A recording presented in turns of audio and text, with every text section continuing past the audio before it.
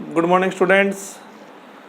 Saraswati College of Higher Education के online channel पर आपका स्वागत है। तो आपने लेक्चर नंबर 3 में देखा कि हमने पार्शियल डेरिवेटिव का जो बेसिक था वो बिल्कुल कंप्लीट कर दिया है। आज ये हमारा लेक्चर नंबर 4 है। इसमें हम आज एक नया टॉपिक स्टार्ट करेंगे। आप ये कह सकते हैं कि पार्शियल डेरिवेटिव की जो सेकंड एक्सरसाइज है, बी एक्सरसाइज, वो आज हम इसमें स्टार्ट करेंगे। ठीक है, तो इसमें हम बात करेंगे समघात फलन की, होमोजीनियस फंक्शन। समघात फलन क्या होते हैं, होमोजीनियस फंक्शन क्या होते हैं, सबसे पहले ये देखिए। तो सबसे पहले हम बात करते हैं परिभाषा की, यानी इसकी डेफिनेशन क्या होती है। देखो, ऐसा फंक्शन जिसमें दो या दो से अधिक क्या होते हैं, वेरिएबल होते हैं।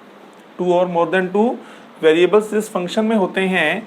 देखो, 2 या 2 से अधिक वेरिएबल यानी चरों वाला फलन जिसके प्रत्येक टर्म्स के अंदर, ये कह सकते हैं ईच टर्म्स, प्रत्येक पद में जो घातों का सम है, जो पावर्स का जो टोटल है वो सेम रहता है। कैसे?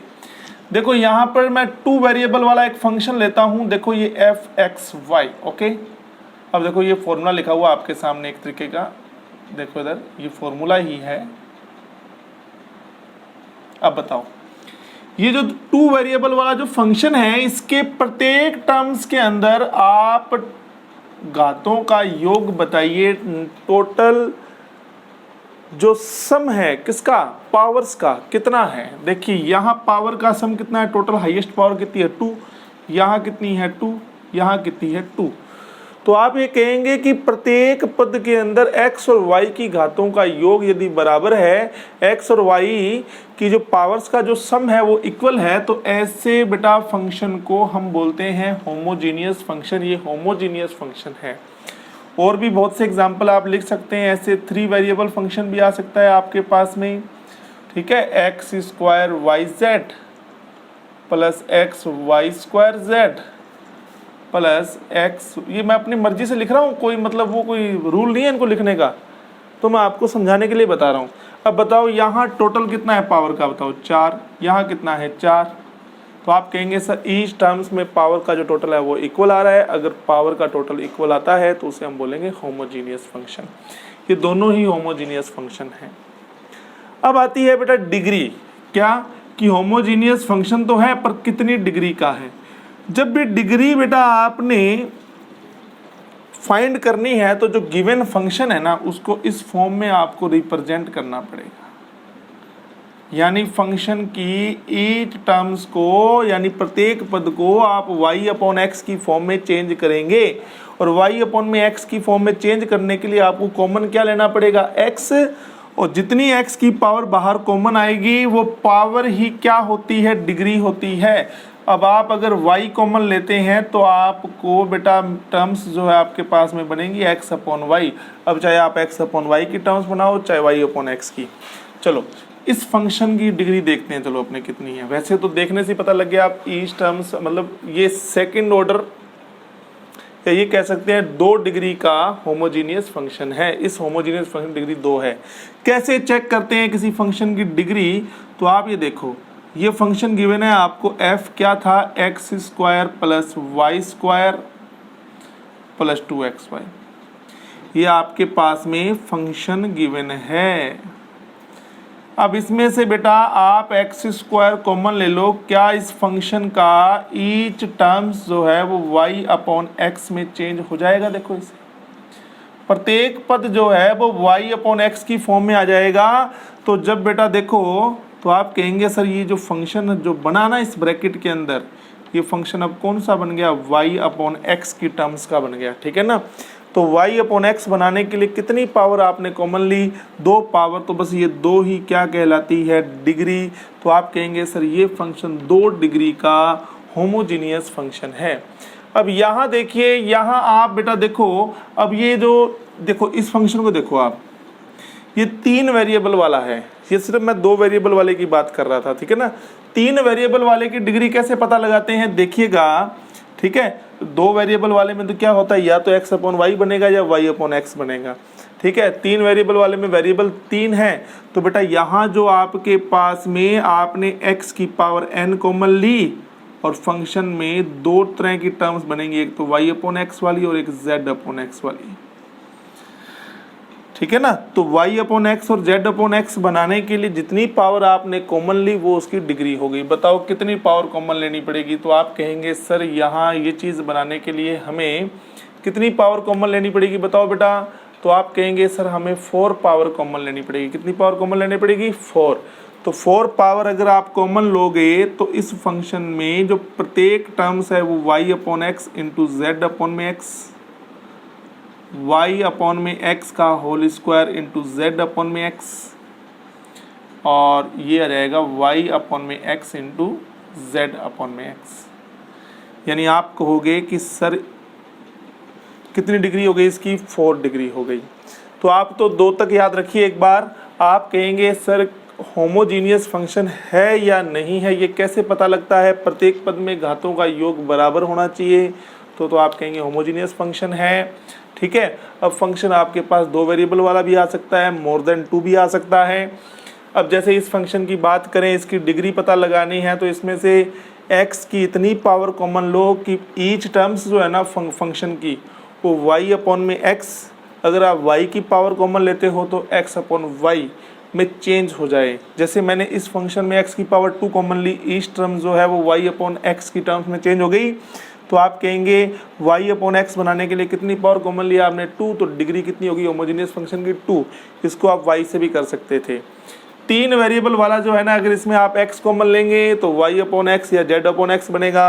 अगर आप y कॉमन लेते हैं तो x upon y z upon y बनेगा। आप इस तरह z भी कॉमन ले सकते हैं। जितनी पावर आप कॉमन लेंगे ना वो उसकी होमोजीनियस फंक्शन की क्या हो गई? डिग्री। तो ये तो अपना हो गया होमोजीनियस फंक्शन क्या होता है, इसकी डिग्री क्या होती है, इस चीज़ों के बारे में मैंने बता दिया आपको। अब देखो बहुत ही इंपॉर्टेंट चीज़, ठीक है, ये पहले आपके 12th में भी हुआ करता था होमोजीनियस फंक्शन, अभी भी है।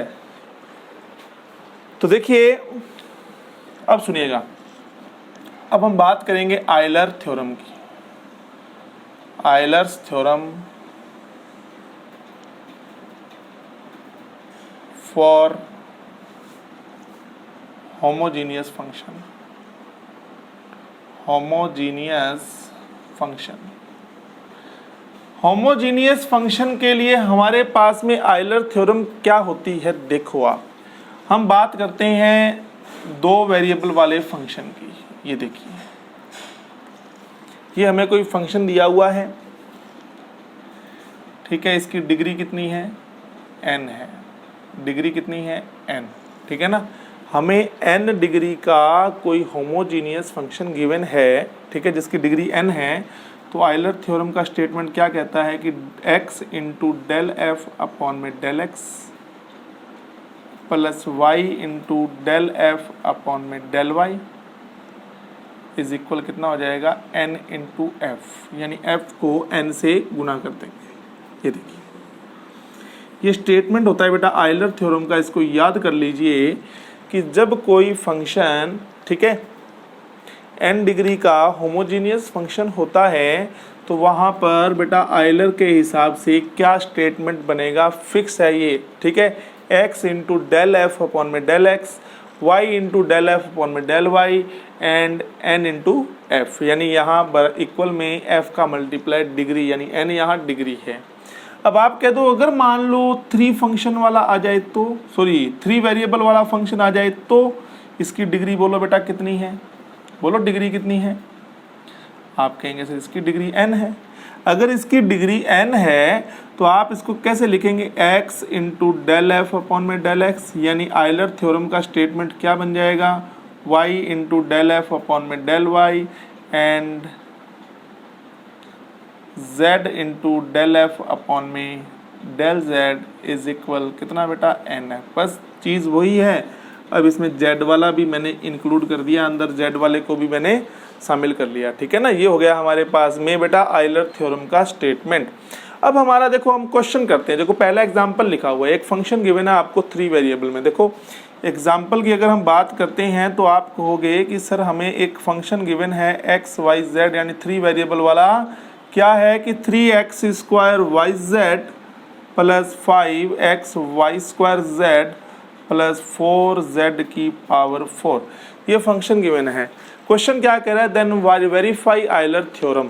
अब आयलर थ्योरम को वेरीफाई करना है तो सबसे पहले मुझे ये बताओ कि बेटा इसकी जो डिग्री है वो कितनी है, मुझे बताओ। आप कहोगे सर डिग्री तो इसकी 4 है, डिग्री 4 है तो बेटा आयलर थ्योरम का स्टेटमेंट क्या बन जाना चाहिए, del x into del f upon में del x, y into del f upon में del y, and z into del f upon में डेल z इज इक्वल बेटा n इंटू एफ यानी 4 इंटू एफ। ये आयलर थ्योरम का statement बन गया। अब इसको बेटा वेरीफाई करना है, आपने क्या करना है, स्टेटमेंट को वेरीफाई। क्वेश्चन ये कह रहा है कि आयलर थ्योरम को वेरीफाई करो। चलो वेरीफाई करते हैं। वेरीफाई करने के लिए हमें सबसे पहले निकालना पड़ेगा डेल एफ अपॉन में डेल एक्स। ये फंक्शन गिवन है, इससे पहले आप डेल एफ अपॉन में डेल एक्स निकालो। डेल एफ अपॉन में डेल एक्स निकालने का मतलब कि x के रेस्पेक्ट में आपको पार्शियल डेरिवेटिव करना है। कितना आ जाएगा बोलो, 6xyz। क्यों, क्योंकि x इसका 2x हो गया, yz को छोड़ दिया। ऐसे कैसा ही कांस्टेंट का काम करेंगे ना जब x के रेस्पेक्ट में करेंगे। यहाँ कितना हो जाएगा 5y²z, और ये भैया हो गया 0।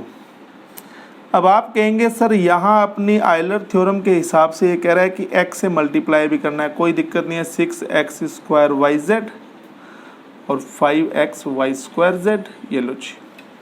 ऐसे ही आपको बेटा फाइंड आउट करना है del f upon del y. अब y के रेस्पेक्ट में करेंगे तो बेटा y हमारा वेरिएबल का काम करेगा, अदर जो है हमारे कांस्टेंट के काम करेंगे। तो कितना आ जाएगा 3x²z। अब देखो ये 2y हो जाएगा, 5 2 10xyz, और के ओनली z वाले का 0 हो गया। अब आयलर थ्योरम के स्टेटमेंट के हिसाब से del f upon del y को हमने मल्टीप्लाई करना है, किससे, y से। तो y से मल्टीप्लाई करोगे कितना आ जाएगा 3x² प्लस 10xy²z। अब ऐसे ही बेटा आप फाइंड आउट कीजिएगा डेल एफ अपॉन में del z. Del f upon में डेल जेड कितना आ जाएगा बोलिए। अब z के रेस्पेक्ट में करेंगे तो आप कहोगे सर एक तो आ जाएगा 3x²y, क्योंकि z हमारा वेरिएबल का काम करेगा, अदर हमारे कांस्टेंट के काम करेंगे। यहाँ भी z का 1 हो जाएगा, तो ये रह जाएगा 5xy²। ओके, फिर यहाँ कितना हो जाएगा 16z³, 16। अब आप कहोगे सर हमें इसको z से मल्टीप्लाई भी करना है, चलो कर देते हैं। डेल एफ अपॉन में डेल z को हमने z से मल्टीप्लाई कर दिया, 3x² plus 5xy² into z plus 16z की पावर 4। अब आप इन तीनों को जोड़ दो बेटा, किसको, किस को बेटा, देखिए चलिए इसको अपने इरेज कर देते हैं अब स्टेटमेंट को, ठीक है। अब आप इन तीनों को जोड़िएगा, x into del f upon में डेल एक्स के अंदर आपको ऐड करना है y into del f upon में डेल वाई, फिर आपको इसमें ऐड करना है z into del f upon में डेल z। तो आप बेटा यहाँ पर देखेंगे जब तीनों को आप ऐड करेंगे ना, तीनों को, ये तीनों को ऐड कर देना बेटा। ऐड करोगे तो आप ये देखोगे कि यहाँ आ जाएगा 12x² प्लस 20xy² प्लस में 16z की पावर 4। 4 कॉमन ले लेना, 4 कॉमन लोगे ना, अंदर जो भी बचेगा वो किसके इक्वल बचेगा, f के इक्वल ही रहेगा, यानी यही बचेगा। तो आप कहेंगे सर हमारी आयलर थ्योरम क्या हो गई, वेरीफाई हो गई। देखो आयलर थ्योरम का स्टेटमेंट क्या था, x into del f upon में del x plus y into del f upon में del y plus z into में डेल एफ अपॉन में डेल z। ओके, चलिए ऐसे ही एक क्वेश्चन और करते हैं, चलो अपने, ठीक है ना। ये तो हो गया वेरीफाई का। ओके, चलिए एक क्वेश्चन हम और लेते हैं। देखिए हम एग्जाम्पल नंबर लेते हैं सेकंड। हमें देखो क्या गिवन है, बड़ा ध्यान से देखिएगा बेटा।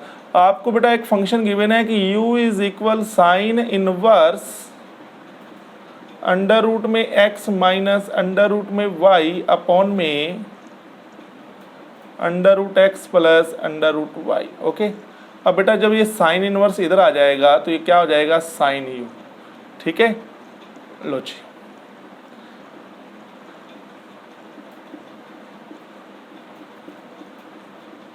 तो आप कहोगे सर ये स्टेटमेंट देख के तो ऐसा लग रहा है x into del u upon में del x plus y into में del u upon del y is equal क्या बेटा 0। देख के तो ऐसा लग रहा है जैसे आयलर थ्योरम का स्टेटमेंट हो, बिल्कुल आयलर थ्योरम का ही स्टेटमेंट है। आयलर थ्योरम के लिए बेटा आपको होमोजीनियस फंक्शन चाहिए, इसलिए साइन इनवर्स को मैं इधर लिया। ये आपका एक्स और वाई की टर्म्स में क्या है, फंक्शन है, ठीक है ना। आपका एक्स और वाई की टर्म्स में क्या है बेटा, फंक्शन है। थोड़ी देर के लिए जो आपका ये साइन यू है ना, साइन यू, इसको एफ मान लो। क्या मान लो, एफ।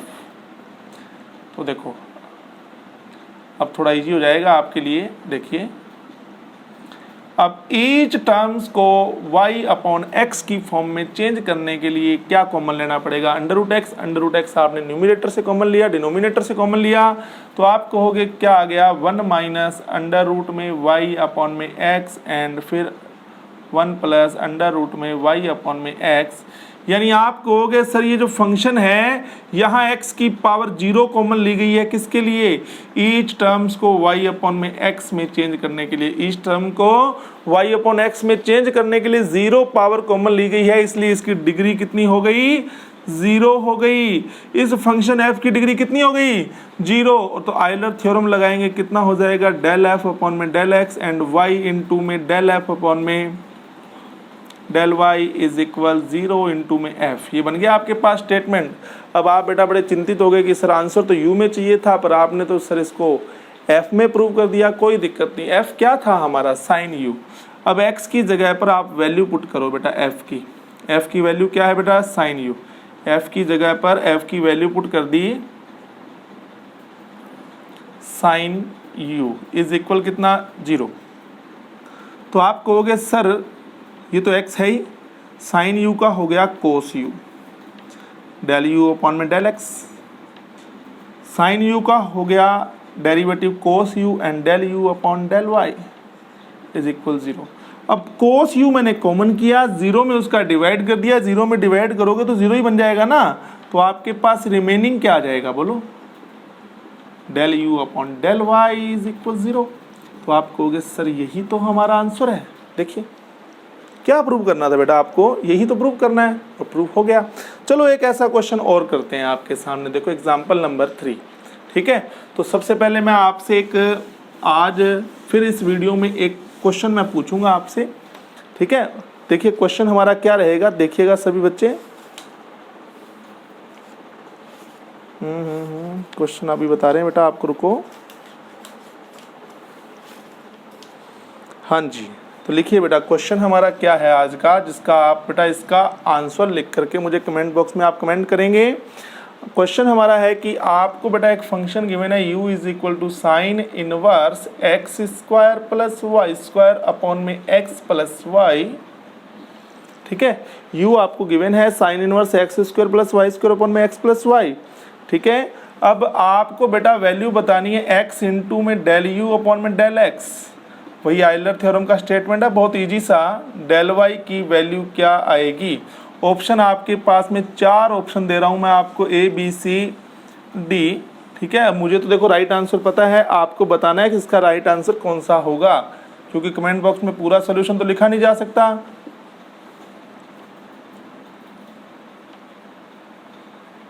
लो जी, cosec u, cos u, sine u, tan u, जो भी इसका सही आंसर आएगा आप मुझे कमेंट बॉक्स में लिख करके सही ऑप्शन कमेंट करेंगे। चलिए तो हमारा क्वेश्चन आज का देखिए, एग्जांपल नंबर यहाँ 3 ले रहा हूँ बेटा मैं। तो u इज इक्वल टू क्या है आपके पास में, tan inverse x cube plus y cube. देखो जो क्वेश्चन मैंने आपको दिया सेम वैसा क्वेश्चन ही मैं कर रहा हूँ। तो ये tan u हो जाएगा x की पावर 3 प्लस y की पावर 3 अपॉन में x माइनस वाई। आप कहेंगे सर इसको थोड़ी देर के लिए आप लेट कर लो, f लेट कर लो बेटा। चलो मैंने लेट कर लिया f, ओके। अब बताओ इसको बेटा कितनी डिग्री का फंक्शन है। तो आप कहेंगे सर ऊपर से 3 कॉमन लेना पड़ेगा, नीचे से 1 कॉमन लेना पड़ेगा। 3 में से 1 पावर गई तो 2 पावर रह गई। और आप देखेंगे इसके बाद में इसका प्रत्येक टर्म्स जो है ना वो y अपॉन एक्स की फॉर्म में आ जाएगा।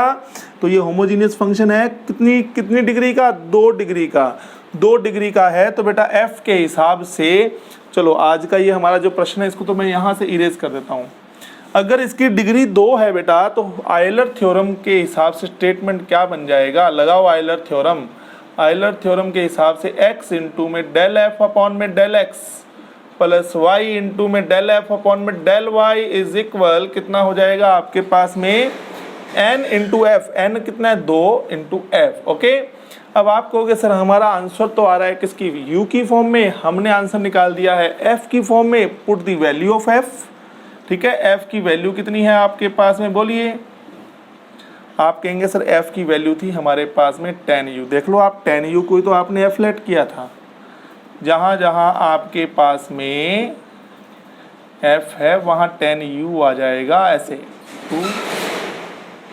10u। ओके, फिर आप कहोगे x 10u का हो गया sec square u and del u अपॉन में del x, y sec square u and del u अपॉन में del y is equal to 10u 10u। थोड़ा सा इसको सॉल्व कर लो। अब sec स्क्वायर को लिखो बेटा क्या, चलो इस 10u को मैं लिख लूँ sin u अपॉन में cos u। अब आप कहेंगे कि सर इस sec u का मैं इधर डिवाइड कर देता हूँ, इधर डिवाइड में आ जाएगा sec u, यहाँ से sec स्क्वायर u कॉमन लेकर के यहाँ क्या आ जाएगा, डिवाइड में आएगा तो बेटा 1 में sec स्क्वायर u को लिखा जाएगा cos स्क्वायर u। एक पावर cos की कट गई, ऊपर क्या रह गया बोलो। आप कहोगे कि सर ऊपर हमारे पास में रह जाएगा, क्या रह जाएगा, 2 sin u into cos u, और किसका फॉर्मूला होता है ये, sin 2u का। तो बेटा बोलो आंसर आ गया कि नहीं आ गया बेटा, देखिए आंसर मैच कर रहा है बिल्कुल। इस तरह से बेटा आपको पार्शियल डेरिवेटिव के क्वेश्चंस करने हैं। बहुत इजी टॉपिक है ये। हमारा लेक्चर नंबर आज 4 था। इसी तरह से हम लेक्चर 5 अपना आएगा, उसमें जो अपना टॉपिक रिमेनिंग रह गया जो, तो उसमें कंप्लीट करवा दिया जाएगा। तो बस मेरा काम है आपका बेसिक क्लियर करना, ठीक है। इसमें मैंने बेस क्लियर कर दिया कि आयलर थ्योरम क्या होती है। नेक्स्ट वीडियो में थोड़े से एडवांस क्वेश्चन जो है वो लेके आएंगे, और जो प्रश्न मैं आपसे पूछता हूँ उसका कमेंट बॉक्स में आप कमेंट बॉक्स में उसका सही ऑप्शन लिख करके कमेंट ज़रूर कीजिएगा बेटा, कि आप तभी मुझे पता लग पाएगा कि कौन कौन हमारे वीडियोज़ को रेगुलर देख रहा है। ठीक है, आज के लिए धन्यवाद।